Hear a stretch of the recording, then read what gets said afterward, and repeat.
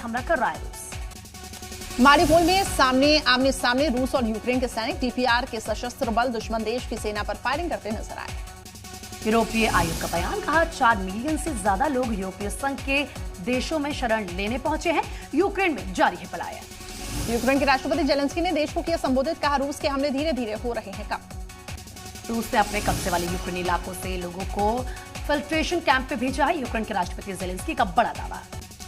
रूस यूक्रेन युद्ध के बीच यूक्रेन का बड़ा दावा, कीव के पास बेसमेंट में 6 लोगों की गोली मारकर हत्या।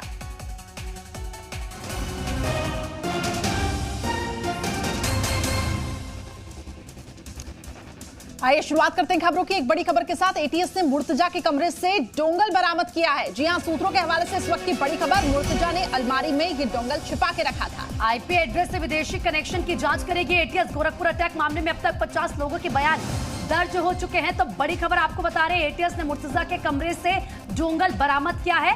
दरअसल अपनी अलमारी में मुर्तजा ने इस डोंगल को छुपा कर रखा था। तो बड़ी खबर आपको बता रहे हैं, आईपी एड्रेस से विदेशी कनेक्शन खंगालने की यहां पर अब तैयारी। एटीएस की टीम जांच पड़ताल। गोरखपुर अटैक मामले में अब तक 50 लोगों के बयान भी दर्ज हो चुके हैं, लेकिन मुर्तजा एक अहम कड़ी है इस पूरे मास्टरमाइंड को लेकर कि आखिर इस पूरे हमले को लेकर मास्टरमाइंड कौन है, इसका पर्दाफाश करने के लिए और क्या इसकी मंशा थी, क्या मकसद था, तमाम चीजों को लेकर एटीएस की टीम अभी उन सवालों के जवाब मुर्तजा से ले रही है। तो लगातार जांच पड़ताल की जा रही है, हर एक एंगल से एटीएस जांच कर रही है। और देखिए जैसे जैसे जांच आगे बढ़ रही है वैसे वैसे तमाम चीजें सामने आ रही है। विशाल रघुवंशी ज्यादा बातचीत के लिए हमारे सहयोगी जुड़ चुके हैं हमारे साथ। विशाल, क्योंकि अब ये कहा जा रहा है कि एक डोंगल बरामद किया है एटीएस ने, जो कि मुर्तजा ने अलमारी में छिपा कर रखा था, क्या कुछ जानकारी इसको लेकर?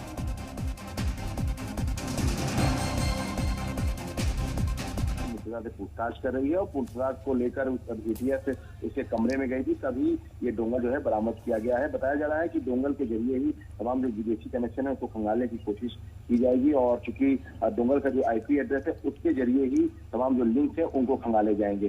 फिलहाल जो रिपोर्ट है फॉरेंसिक, उसका इंतजार किया जा रहा है और उसके तुरंत बाद ही ये कहा जा रहा है कि बड़ा क्लू जो है वो एटीएस को मिल जाएगा। और चूंकि बैंक के जो ट्रांजैक्शन है उनके बारे में जानकारी मिली है, तो इसी आधार पर अब डोंगल के जरिए कहां पर क्या कुछ जो है एक्टिविटीज की गई है मुर्तजा की तरफ से, उन सब के बारे में पता लगाने की कोशिश की जाएगी और उसके आईपी एड्रेस के बारे में जानकारी जो है वो हासिल की जा रही है। ठीक है, तो चलिए, आप कहीं ना कहीं आईपी एड्रेस इसमें एक अहम भूमिका निभा सकता है कि आखिर इसके तार कहां तक जुड़े हुए हैं, जांच पड़ताल की जा रही है। बहुत बहुत शुक्रिया हमारे साथ जुड़ने के लिए।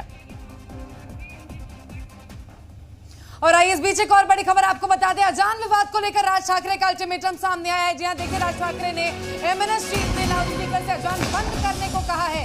3 मई तक मस्जिदों से लाउडस्पीकर हटाने का अल्टीमेटम राज ठाकरे ने दिया है। लाउडस्पीकर नहीं हटे तो मस्जिदों के बाहर हनुमान चालीसा बजाए जाएंगे। अजान से ज्यादा तेज आवाज में हनुमान चालीसा बजाए जाएंगे। ये तमाम बातें और ये चेतावनी भी कह सकते हैं आप राज ठाकरे की ओर से दी गई है। तो अजान विवाद लगातार महाराष्ट्र में बढ़ता हुआ, इस बीच राज ठाकरे की ओर से ये बड़ा बयान, ये बड़ी बात कही गई है।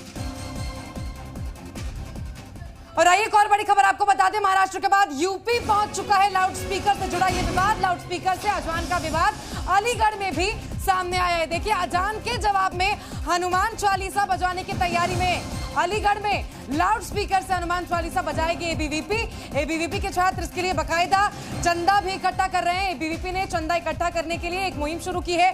अलीगढ़ में 21 जगहों पर लाउडस्पीकर से हनुमान चालीसा बजाया जाएगा अगर अजान लाउडस्पीकर पे बजाना बंद नहीं किया गया तो। इस बीच बड़ी खबर देखिए आपको बता रहे, महाराष्ट्र से चलकर अब उत्तर प्रदेश तक ये पूरा जो मामला है लाउडस्पीकर का उठकर पहुंच चुका है। इसी से जुड़ी एक रिपोर्ट भी आपको दिखाते हैं। से आने वाली अजान की तेज आवाज के खिलाफ राज ठाकरे की मुहिम अब और तेज हो गई है। महाराष्ट्र नवनिर्माण सेना के मुखिया राज ठाकरे ने पिछले हफ्ते लाउडस्पीकर के साथ अजान पढ़ने पर आपत्ति जताई थी और इसके जवाब में हनुमान चालीसा बजाने का ऐलान कर दिया। अजान बनाम हनुमान की स्थिति बनते ही सियासी संग्राम छिड़ गया। महाराष्ट्र सरकार ने एमएनएस कार्यकर्ताओं के खिलाफ कार्रवाई भी की, लेकिन राज ठाकरे तो अब सीधी धमकी पर उतर आए हैं। अब तो राज ठाकरे 3 मई तक सभी मौलवियों को मस्जिदों से लाउडस्पीकर हटाने का अल्टीमेटम दे चुके हैं उन्होंने कहा कि अगर अजान बंद नहीं हुए तो मस्जिद के बाहर ज्यादा आवाज में हनुमान चालीसा बजाएंगे। राज ठाकरे ने यह भी सवाल उठाया कि नमाज पढ़ने के लिए सड़कों और फुटपाथों को क्यों जाम किया जाता है। तुम्हाला जो काही नमाज पडायचा आहे, तुम्हाला जी काय अजान द्यायची घरामध्ये द्या। शहरांचे रस्ते कशाला अडवताय, शहरांचे फुटपाथ कशाला अडवताय? तो 5-5 वेळा तुम्ही दिवसभराबंद तिकडे नमाज पडता, बांग देता, एक तर सगळे बेसूर असतात, तर तुमच्या मशिदीच्या बाहेर आम्ही हनुमान चालीसा लावणार म्हणजे लावणार। उधर महाराष्ट्र से शुरू हुई अजान बनाम हनुमान चालीसा की मुहिम उत्तर प्रदेश भी गई है। यूपी के अलीगढ़ में बीजेपी की छात्र इकाई एबीवीपी अजान के जवाब में हनुमान चालीसा बजाने के लिए 21 जगहों पर लाउड स्पीकर लगाने की तैयारी में है और इसके लिए चंदा जुटाना भी शुरू कर दिया गया है। अली बनाम बजरंग बली पर सियासी खलबली मच गई है, लेकिन सबको समझना होगा कि अगर कोई भी नहीं झुकेगा तो फिर ये विवाद आखिर कैसे रुकेगा। ब्यूरो रिपोर्ट, जी मीडिया। एक और बड़ी खबर आपको बता दें, आर्थिक राजधानी मुंबई से जहां तेज रफ्तार का कहर देखने को मिला। मुंबई के कफ परेड इलाके में बेकाबू कार से हड़कंप मचा हुआ है। मंगलवार दोपहर 2 बजे मुंबई में दर्दनाक घटना हुई। घटना में एक पुलिसकर्मी की मौत हो गई, 2 लोग घायल हो गए हैं। पुलिस ने आरोपी को गिरफ्तार कर लिया और मुकदमा भी दर्ज कर लिया है। तो बड़ी खबर जो मुंबई से मिल रही है आर्थिक राजधानी से, जहां तेज रफ्तार का कहर देखने को मिला है। देखिए, हिंदुस्तान एक्सक्लूसिवली आपको वो तस्वीरें भी दिखा रहा है। दरअसल मुंबई के कफ परेड इलाके में बेकाबू कार से हड़कंप मच गया। करीब आपको बता दें कि दोपहर 2 बजे की ये पूरी दर्दनाक घटना बताई जा रही है। नमस्कार, आप देख रहे हैं जी हिंदुस्तान और मैं हूं आपके साथ करिश्मा। वक्त हो गया है राम राम हिंदुस्तान का। सबसे पहले आज हम बात करेंगे 4 बड़ी खबरों की। तमाम मेरे सहयोगी आपके साथ जुड़ेंगे राम राम हिंदुस्तान में। पूजा हमारे साथ जुड़ी हुई है, मीनाक्षी हमारे साथ जुड़ी हुई है, स्टूडियो से हमारे साथ प्रीति जुड़ी हुई रहेंगे। तो चलिए अब पहली बड़ी खबर की बात करते हैं राम राम हिंदुस्तान में। पहली बड़ी खबर महाराष्ट्र से है, जहां मनसे अध्यक्ष राज ठाकरे ने सूबे के सभी मौलवियों को अल्टीमेटम दिया है। इस वक्त की बड़ी खबर, अल्टीमेटम 3 मई तक का है। अब राज ठाकरे ने क्या कुछ कहा है वो भी सुनिए। दरअसल राज ठाकरे ने कहा है कि 3 मई तक सभी मस्जिदों के लाउड स्पीकर उतर जाने चाहिए। हम तब तक चुप रहेंगे, लेकिन 3 मई तक लाउड स्पीकर नहीं उतरे तो 4 मई से हर मस्जिद के बगल में हनुमान चालीसा बजेगी। तो राज ठाकरे ने यहाँ पे चिताया है। अब प्रीति के पास आपको लिए चलते हैं स्टूडियो से। प्रीति, दूसरी बड़ी खबर कौन सी है? बिल्कुल करिश्मा, राम राम हिंदुस्तान, राम राम आप सभी को। दूसरी बड़ी खबर राजस्थान से है, जहां गहलोत सरकार के एक फैसले पर सवाल खड़े हो गए हैं। करौली हिंसा का हवाला देते हुए सरकार ने हिंदू त्योहारों पर जुलूस, रैली, झंडा, बैनर लगाने पर रोक लगा दी है। अजमेर में स्थानीय प्रशासन ने धारा 144 लगा दी है। सरकार के इस फैसले के खिलाफ लोग सड़कों पर उतर आए हैं। और चलिए तीसरी खबर के लिए पूजा का रुख कर लेते हैं। पूजा, बताइए आज की तीसरी कौन सी बड़ी खबर है? बिल्कुल, राम राम हिंदुस्तान और तमाम दर्शक जो इस वक्त हमारे इस खास कार्यक्रम से जुड़े हुए हैं, सभी को मेरी तरफ से राम राम। तो आज की जो तीसरी बड़ी खबर है वो गुजरात के सांबर काठा से है, जिसे अब लगातार कैराना बनाने की साजिश रची जा रही है। जी हाँ, रामनवमी के दिन जुलूस पर यहाँ पत्थरबाजी कर जिस तरह से हिंदू परिवारों को निशाना बनाया जा रहा है, कोई पेट्रोल बम दस्ता अचानक से आता है और हिंदू घरों को निशाना बना रहा है। क्या है इसके पीछे की साजिश, ये हम आपको बताएंगे। और चौथी यानी आखिरी बड़ी खबर के लिए मैं सीधा रुख कर रही हूं मीनाक्षी। राम राम। बिल्कुल पूजा, सबसे पहले आपको भी राम राम और मेरे तमाम दर्शकों को, हिंदुस्तान के तमाम दर्शकों को मेरी तरफ से राम राम। और इसी के साथ आइए रुक करते हैं चौथी बड़ी खबर का। जी हाँ, देखिए चौथी बड़ी खबर ये उत्तर प्रदेश से है। एक तरफ रामनवमी के दिन जहां अलग अलग राज्यों से अलग अलग तरह की हिंसा की खबरें सामने आई, लेकिन उत्तर प्रदेश से किसी भी तरह की हिंसा की खबर सामने नहीं आई है। और इसी को लेकर अब देखिए उत्तर प्रदेश के मुख्यमंत्री योगी आदित्यनाथ ने भी कहा है कि उत्तर प्रदेश में कहीं से भी 800 से ज्यादा रैलियां निकली थी, लेकिन कहीं से भी दंगा फसाद तो छोड़िए, तू मैं की आवाज भी नहीं सुनाई सुनाई दी। और कहीं ना कहीं इसे जिस तरह से सख्ती से निपट रहे हैं योगी आदित्यनाथ तमाम दंगाइयों से, माफियाओं से, उसी का असर माना जा रहा है। और आइए इसी के साथ एक बड़ी खबर भी आपको बता दें, अजान को लेकर देखिए अलग अलग राज्यों में किस तरह से बवाल हो रहा है। महाराष्ट्र में अजान को लेकर देखिए किस तरह से लगातार कहा जा रहा है कि अजान की आवाज को कम किया जाए, लाउड स्पीकर उतारा जाए। इसे लेकर अब साफ तौर पर कह दिया गया है कि अगर अजान को लाउड स्पीकर पर बंद नहीं किया गया तो हनुमान चालीसा भी लाउड स्पीकर पर ही पढ़ा जाएगा। तो ये बड़ी खबर इस वक्त की आपको बता रहे हैं। देखिए किस तरह से महाराष्ट्र में लगातार अजान को लेकर विवाद बढ़ता ही जा रहा है। राज ठाकरे सामने आए, उनकी ओर से कहा गया है कि अगर अजान को लाउड स्पीकर पर बंद नहीं किया गया, लाउड स्पीकर नहीं उतारे गए तो हनुमान चालीसा भी अब लाउड स्पीकर पर ही पढ़े जाएंगे। तुम्हाला जो काही नमाज पडायचं आहे, तुम्हाला जी काय अजान द्यायची घरामध्ये द्या. शहरांचे रस्ते कशाला अडवताय, शहरांचे फुटपाथ कशाला अडवताय?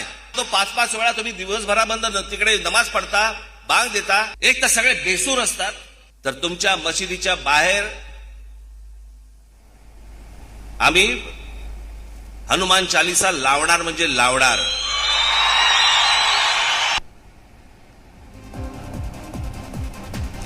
और देखिए लगातार किस तरह से अजान का विवाद लाउड स्पीकर पर बजने को लेकर किस तरह से बढ़ रहा है। इसके बाद अलीगढ़ से भी ऐसा ही मामला सामने आया है, जहां अजान को लेकर लाउड स्पीकर पर अगर अजान बंद नहीं किया गया तो एबीवीपी की ओर से साफ तौर पर कहा गया है कि हम भी लाउड स्पीकर पर हनुमान चालीसा बजाएंगे। और बाकायदा इसके लिए देखिए एबीवीपी के जो कार्यकर्ता हैं, जो छात्र हैं एबीवीपी से जुड़े हुए, उन्होंने चंदा इकट्ठा करना भी शुरू कर दिया है। और चंदा इकट्ठा करके उन्होंने साफ तौर पर कहा है कि अगले कुछ दिनों में जो स्पीकर है वो मंदिरों के ऊपर लग जाएंगे और लाउड स्पीकर वहां से लाउड स्पीकर पे हनुमान चालीसा पढ़ा जाएगा। अभिषेक मेरे सहयोगी मेरे साथ जुड़े हुए। अभिषेक, एक तरफ अजान को लेकर विवाद, लेकिन दूसरी तरफ अब कहा जा रहा है कि एबीवीपी के देखिए कुछ छात्र अलीगढ़ में किस तरह से अब अजान के विरोध में हनुमान चालीसा स्पीकर पर पढ़ने जा रहे हैं। दूसरी तरफ राज ठाकरे ने भी अल्टीमेटम दे दिया है कि अगर जल्दी से जल्दी लाउड स्पीकर नहीं उतारे गए तो हनुमान चालीसा महाराष्ट्र में भी लाउड स्पीकर पर ही पढ़े जाएंगे।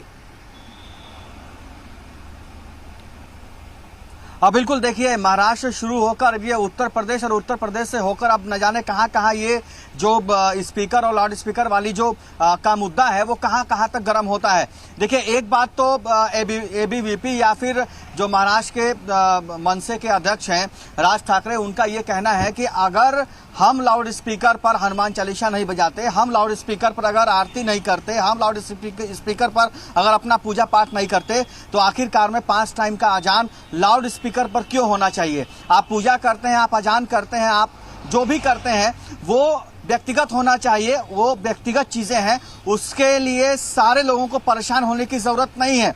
अब सरकार को इसमें देखना पड़ेगा कि कहीं ये दंगा का रूप ना ले ले, कहीं इससे एक सांप्रदायिक कोई दंगा ना भड़के, कोई बड़ी घटना न घटे। तो सरकार को कुछ ऐसे हालात अब राजस्थान में भी होते हुए दिख रहे हैं करौली हिंसा के बाद से। और गहलोत सरकार के फैसले को लेकर बहुत बवाल यहां पर देखने को मिल रहा है, क्योंकि अब हिंदू त्योहारों पर जुलूस, रैली, झंडा ये सब इस्तेमाल करने पर पूरी तरह से रोक लगा दी गई है। और अजमेर में तो स्थानीय प्रशासन ने धारा 144 लागू कर दी है। आपको बता दें, गहलोत सरकार के इस फैसले का जमकर विरोध हो रहा है, बवाल यहां देखने को मिल रहा है। यहां तक कि अंबेडकर जयंती, हनुमान जयंती, गुड फ्राइडे पर विशेष सख्ती अब बरती जाएगी। करौली की घटना के मद्देनजर गहलोत सरकार ने यह फैसला लिया है, जिसको लेकर अब यहां पर लगातार बवाल देखने को मिल रहा है। देखिए, इसी से जुड़ी एक रिपोर्ट। नहीं चलेगी, होश में आओ, होश में आओ, होश में आओ, होश में आओ, होश में आओ।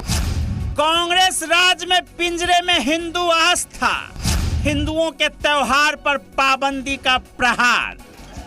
करौली की आग में झुलस चुके राजस्थान में अब नया बखेड़ा शुरू हो गया है। शांति के नाम पर हिंदू आस्था से खिलवाड़ करने पर उतारू हो गई है राजस्थान की कांग्रेस सरकार।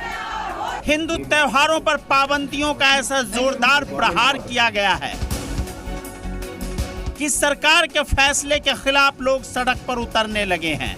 दरअसल राजस्थान में अजमेर प्रशासन ने जो नया फरमान जारी किया, उससे हिंदू आस्था को चोट पहुंचना लाजमी है। लेकिन इस बारे में जब अजमेर प्रशासन से पूछा गया तो डीएम ने क्या कहा, आप भी सुनिए। ये कॉन्शियस डिसीजन लिया गया है कि हमारे जुलूस के अंदर नॉर्मल जुलूस, अजमेर बड़ा शांतिप्रिय शहर भी है, जिला भी है, परंतु कुछ ऐसे एलिमेंट्स होते हैं जो जुलूस के अंदर माहौल ख़राब करने का कार्य करते हैं। उसी क्रम के अंदर जो 144 निकाला गया है, उसके अंदर ये क्लियर किया जाता है कि जुलूस पे कोई रोक नहीं है, लेकिन जुलूस अगर किया जाएगा तो परमिशन के साथ किया जाएगा। सुना आपने, डीएम भले ही अब सरकार के आदेश की लीपापोती कर रहे हों, लेकिन ये तो सच है कि आने वाले 14 अप्रैल को अंबेडकर जयंती, महावीर जयंती और 15 अप्रैल को गुड फ्राइडे को अब किसी तरह का जुलूस, मार्च, रैली और सभा लगाने से आपको पहले इजाजत लेनी होगी। तो आज हम लोग ज्ञापन देने, राज्यपाल के नाम ज्ञापन देने आए हैं, क्योंकि मुख्यमंत्री के तो कान पे जू नहीं रेंगती है। महावीर जयंती आ रही है, हनुमान जयंती आ रही है, अंबेडकर जयंती आ रही है, तो जब ये धार्मिक कार्य होते हैं तभी गहलोत जी के तुगलकी फरमान क्यों जारी होते हैं? आपको बता दें कि 2 अप्रैल को राजस्थान के करौली में हिंदू नव वर्ष के मौके पर हुई हिंसा में भारी जान माल की क्षति हुई थी। ब्यूरो रिपोर्ट, जी मीडिया। और चलिए बात गुजरात की करते हैं। गुजरात के साबरकांठा में पत्थरबाजी के बाद हिंदू परिवारों का पलायन शुरू हो चुका है। साबरकांठा के हिम्मतनगर में बंजारा बस्ती खाली लोग कर रहे हैं। बंजारा बस्ती में रात को पेट्रोल बम से हमले का आरोप यहां के स्थानीय लोग लगा रहे हैं। 2 दिन में 10 से 12 परिवार अपना घर खाली कर चुके हैं, यहां से जा चुके हैं। दरअसल रामनवमी के दिन जो हिंसा हुई उसके बाद से यहां पर माहौल तनावपूर्ण बना हुआ है। करिश्मा, आपके पास क्या जानकारी है? बिल्कुल, देखिए रामनवमी को लेकर आपको बता दें प्रीति और अपने दर्शकों को कि अलग अलग राज्यों में हिंसा की तस्वीरें सामने आई। अब जो राज्यों में हिंसा पर इसको लेकर अब सीएम योगी की प्रतिक्रिया सामने आई। उत्तर प्रदेश में दंगाई किसी तरह की हिमाकत नहीं कर पाए। योगी आदित्यनाथ ने कहा दंगा फसाद दूर की बात है, तू मैं तक यहाँ पर